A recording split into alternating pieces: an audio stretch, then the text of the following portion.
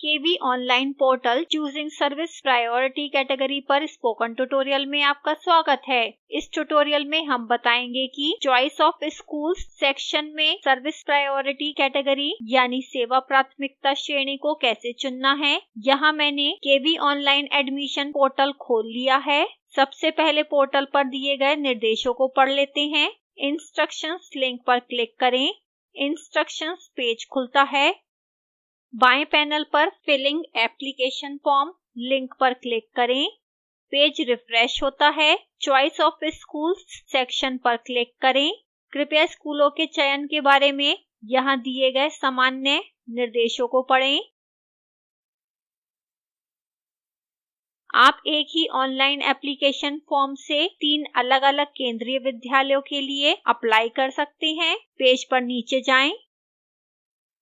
क्या आपको service priority category भरने के लिए मदद चाहिए? यह विकल्प चॉइस ऑफ स्कूल पेज में सर्विस प्रायोरिटी कैटेगरी भरते समय आता है। यह विकल्प आपको सबसे अच्छी सर्विस प्रायोरिटी कैटेगरी का निर्णय लेने में मदद करता है। डिस्क्लेमर को सावधानीपूर्वक पढ़ें। इस विकल्प में आप यस चुनकर प्रायोरिटी चुनने में मदद प्राप्त कर सकते हैं। उपरोक्त के लिए आप नो चुनकर अपने आप भी सर्विस प्रायोरिटी कैटेगरी भर के आगे बढ़ सकते हैं। प्रत्येक केवी के लिए सबसे अच्छी सर्विस प्रायोरिटी कैटेगरी निश्चित करने के लिए नीचे वाला सेक्शन पढ़ें। ध्यान दें, एक बच्चे का अलग अलग केंद्रीय विद्यालयों में आवेदन करते समय सर्विस प्रायोरिटी कैटेगरी भिन्न हो सकती है। यह अलग अलग विद्यालयों में पिता, माता, दादा दादी के लिए सर्विस के चयन पर आधारित होता है। सर्विस प्रायोरिटी कैटेगरी सेक्शन में नीचे जाएं। इस सेक्शन में केवीएस एडमिशन निर्देशों के आधार पर सर्विस प्रायोरिटी कैटेगरी दिया गया है। देश के सभी केवी 3 अलग-अलग प्रकार के केंद्रीय विद्यालयों में से किसी एक में आते हैं।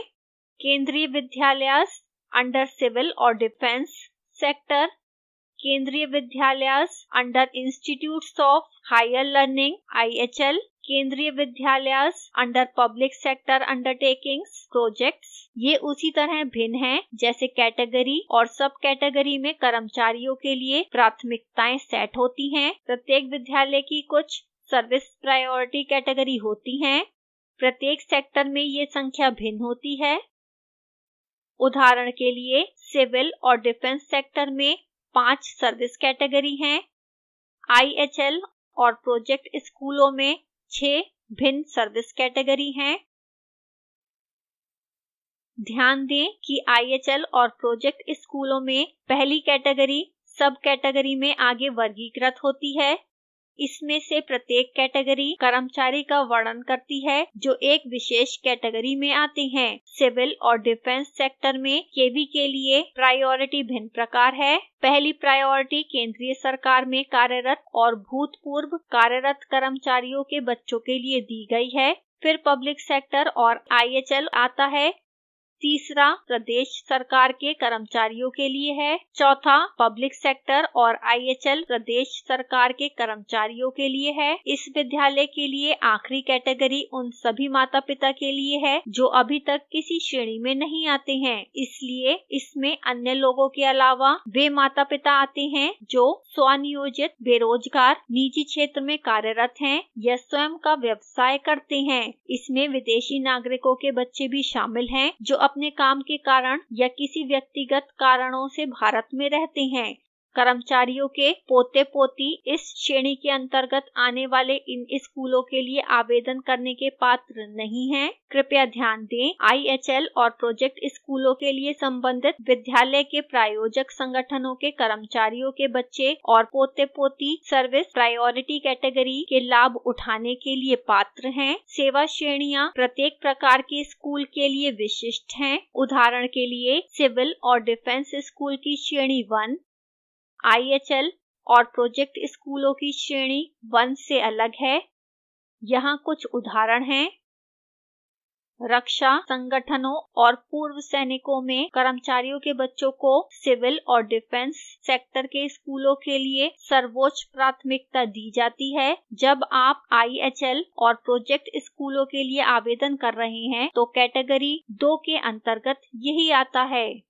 IHL स्कूलों में संस्थान के कर्मचारियों के बच्चों और पोते पोती को सर्वोच्च प्राथमिकता मिलती है।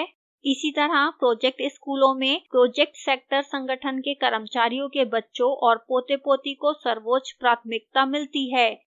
सिविल और डिफेंस स्कूलों के लिए स्वनियोजित निजी कंपनी के कर्मचारियों और व्यवसाय के अन्य बच्चे श्रेणी 5 के रूप में वर्गीकृत किए जाते हैं। वे IHL और प्रोजेक्ट स्कूल्स के लिए कैटेगरी 6 में वर्गीकृत किए जाते हैं। अन्य केसेस के लिए service priority category, special cases and examples video में विस्तार से समझाया गया है। यहाँ बच्चों के लिए सर्विस प्रायोरिटी कैटेगरी चुनने के लिए कुछ उदाहरण हैं, जैसे बच्चों के माता पिता जिनका स्वयं का व्यवसाय हो, स्वनियोजित हो, निजी कंपनी में कार्यरत हो या बेरोजगार हो। यहाँ भरे हुए फॉर्म का एक उदाहरण है। यहाँ प्रदर्शित उदाहरण में माता एक निजी कंपनी में कार्यरत है, पिता का अपना व्यवसाय है। स्कूलों के लिए निम्न विकल्प हैं: KV Panvel, KV IIT Powai, KV Bhandup. School का पहला विकल्प KV पनवेल, यह स्कूल प्रोजेक्ट सेक्टर स्कूल की तरह वर्गीकृत किया गया है। हम विभिन्न स्कूलों में आवेदन करते समय अलग अलग माता पिता की सर्विस प्रायोरिटी कैटेगरी चुन सकते हैं, लेकिन इस केस में दोनों तरह के माता पिता के लिए सर्विस प्रायोरिटी कैटेगरी समान है। अन्य कैटेगरी के बच्चों के लिए यहां सर्विस प्रायोरिटी कैटेगरी 6 है। दूसरा स्कूल KV IIT पोवई है, जो IHL कैटेगरी स्कूल है। यहां भी सर्विस प्रायोरिटी कैटेगरी 6 है। तीसरा विकल्प KV भांडुप है, यह डिफेंस सेक्टर स्कूल है। यहां सर्विस प्रायोरिटी कैटेगरी 5 होगी।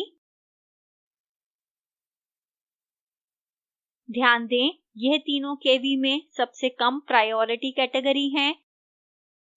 यहां एक अन्य उदाहरण है। माता एक दर्जी या स्वनियोजित है, पिता बेरोजगार है। स्कूल पेज के चयन में KV कोलीवाड़ा एक सिविल स्कूल है। इस स्कूल के लिए दोनों माता पिता के लिए सर्विस प्रायोरिटी कैटेगरी 5 है। अतः service priority category drop down में 5 चुना गया है। स्कूल का दूसरा विकल्प KV कोलाबा 1 है, यह एक डिफेंस कैटेगरी स्कूल है। सर्विस प्रायोरिटी ड्रॉप डाउन में 5 सही चयन हैं। एडमिशन एप्लीकेशन फॉर्म में सर्विस प्रायोरिटी कैटेगरी भरने से पहले निर्देशों को ध्यान से पढ़ें। यदि आप एक गलत प्रायोरिटी चुनते हैं तो यह आपके बच्चे के KV में प्रवेश की संभावनाओं को प्रभावित कर सकता है। एडमिशन एप्लीकेशन फॉर्म कैसे भरें, इस पर विवरण निम्नलिखित वीडियो में दिया गया है। Spoken tutorial project MHRD Bharat सरकार द्वारा वित्त पोषित है। Spoken tutorial project IIT Bombay से मैं जया आपसे विदा लेती हूं। वीडियो देखने के लिए धन्यवाद।